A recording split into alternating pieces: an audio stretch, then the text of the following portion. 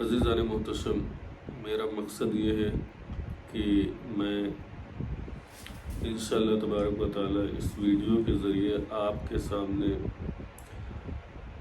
جو ائمہ محدثین گزرے ہیں ان کا کچھ مختصر تعارف پیش کرنے کی کوشش کروں۔ آج جس عظیم ہستی کا تعارف میں آپ کے سامنے پیش کرنا چاہتا ہوں وہ اپنے زمانے میں انتہائی عظیم محدث مانے جاتے تھے اور فتنہ وضع حدیث کے رد میں آپ نے کافی کام کیا۔ آپ کے کارہائے نمایاں آیا ہے اور آپ کا ذکر محدثین کی صف میں، فقہا کی صف میں بڑے جلی حروف میں ملتا ہے۔ عزیزان محتشم، میں آپ کے سامنے حضرت عبداللہ بن مبارک رحمۃ اللہ علیہ کا مختصر تعارف پیش کرنا چاہتا ہوں۔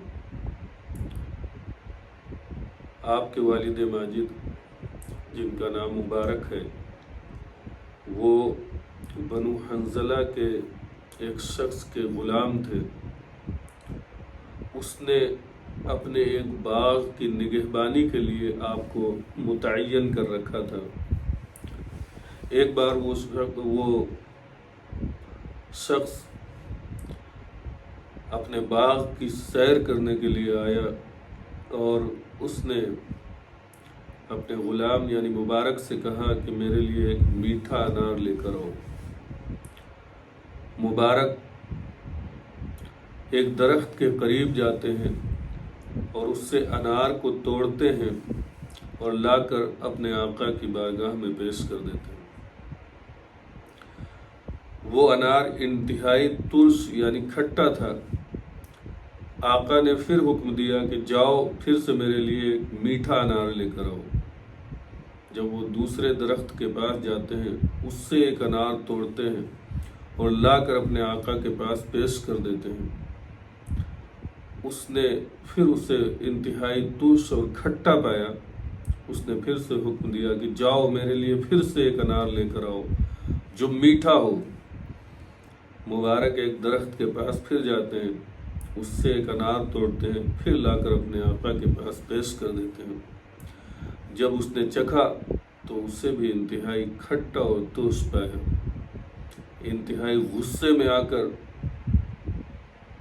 اپنے غلام یعنی مبارک سے اس نے کہا انت ما تعرف الحلو من الحامض، کیا تمہیں میٹھے اور کھٹے انار کی تمیز نہیں ہے؟ یہ مبارک کہتے ہیں کہ نہیں، مجھے اس کی پہچان نہیں ہے کہ میٹھا انار کون سا ہوتا ہے اور کھٹا انار کون سا ہوتا ہے۔ تو آقا نے کہا ایسا کیوں کہ تمہیں ابھی تک یہ شناخت نہیں ہوئی، یہ پہچان نہیں ہوئی کہ میٹھا انار کون ہوتا ہے اور کھٹا انار کون ہوتا ہے؟ تو مبارک نے جو انتہائی متقی، پرہیزگار، خدا ترست، نیک انسان تھے اور اپنی ذمہ داری کو بخوبی انجام دینے والے تھے، انہوں نے اپنے آقا سے عرض کیا، کہا کہ حضور مجھے آپ نے اپنے باغ کی نگہبانی اور رکھوالی کے لیے رکھا تھا، آپ نے مجھ سے یہ نہیں کہا تھا کہ میرے باغ کے پھل کھانے کی بھی تمہیں اجازت ہے، اس لیے ہم نے آپ کے باغ سے ابھی تک کوئی پھل نہیں چکھا ہے، لہٰذا مجھے اب یہ پتہ نہیں ہے کہ کون سا انار میٹھا ہوتا ہے اور کون سا کھٹا ہوتا ہے۔ اس بات سے اس آقا کے دل میں آپ کی عظمت پیدا ہوئی اور وہ انتہائی خوش ہوا آپ سے، اور اس نے اپنی بیٹی کا نکاح آپ سے کر دیا۔ عزیزان محتشم،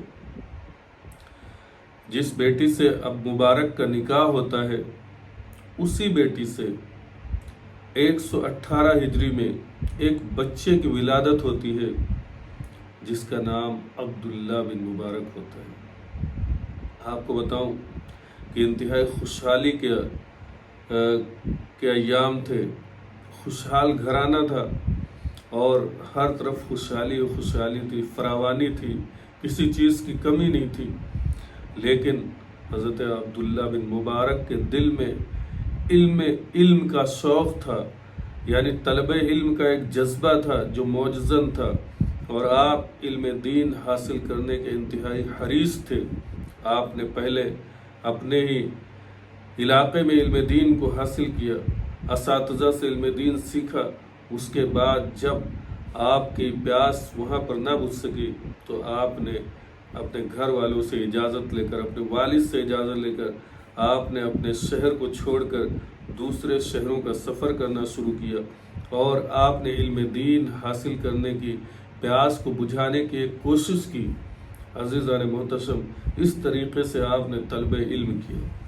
آپ کے بارے میں امام احمد بن حنبل جیسے عظیم فقیہ، عظیم محدث کہتے ہیں لم یکن فی زمان ابن المبارک اطلب للعلم منہ، یعنی عبداللہ بن مبارک کے زمانے میں عبداللہ بن مبارک سے زیادہ علم کا طلب کرنے والا کوئی نہیں تھا۔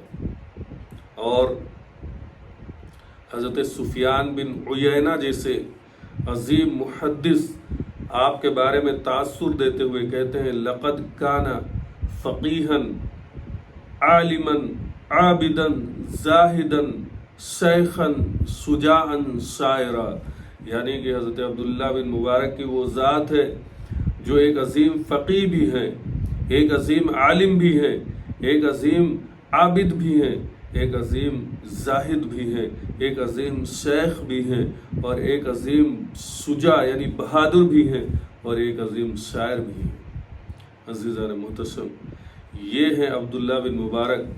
ایک بار کا واقعہ ہے کہ آپ کے والد یعنی مبارک نے آپ کو 50,000 درہم دیے اور کہا بیٹا یہ 50,000 درہم لو، بازار میں جاؤ، مال تجارت خریدو اور اس سے نفع حاصل کر کے لے آؤ۔ حضرت عبداللہ بن مبارک اپنے والد کے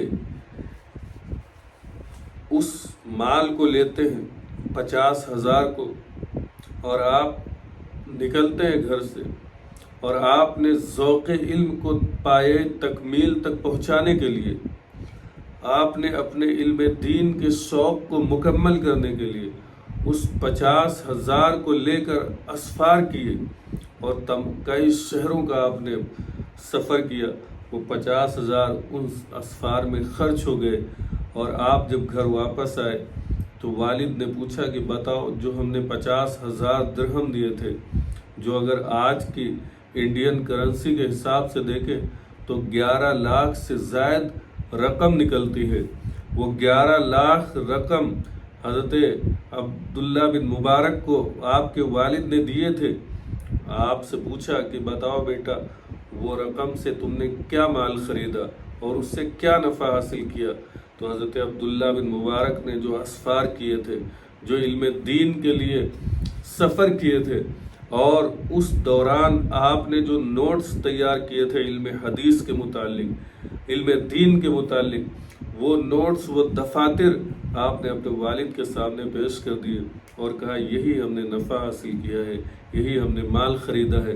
آپ کے والد نے جب دیکھا کہ ہم نے پیسے دیے تھے تجارت کے لیے اور میرا بیٹا میرے سامنے علم کے دفتر لا کر رکھ رہا ہے، تو آپ بہت خوش ہوئے اور اپنے بیٹے یعنی عبداللہ بن مبارک سے کہا کہ لو یہ 30,000 درہم پھر میں تمہیں دے رہا ہوں، اور جاؤ اپنی اس تجارت کو اور اس مال کے لیے ان 30,000 کو بھی خرچ کرو اور اپنی تجارت کو پائے تکمیل تک پہنچاؤ۔ عزیزان محتشم، آپ غور کریں، پھر حضرت عبداللہ بن مبارک نے علم دین حاصل کیا، حدیث کا علم حاصل کیا، فقہ کا علم حاصل کیا، اور اس طرح سے آپ نے وضع حدیث کے فتنے کو روکنے کے لیے انتہائی عظیم کارہائے نمایاں انجام دیے، اور دین کے لیے آپ نے اپنے آپ کو وقف کیا۔ حضرت عبداللہ بن مبارک جو انتہائی شریف النفس، انتہائی پاکیزہ طبیعت کے مالک تھے، آپ کا وصال 13 رمضان المبارک 181 ہجری میں ہوتا ہے۔ اللہ تبارک و تعالیٰ سے دعا ہے کہ وہ ہمیں ایسے عظیم محدثین اور فقہا سے ہمیں فیض حاصل کرنے کی توفیق بخشے، اور ان کے نقش قدم پر چل کر ہمیں بھی علم دین کی طرف راغب اور مائل ہونے کی توفیق عطا فرمائے۔ السلام علیکم۔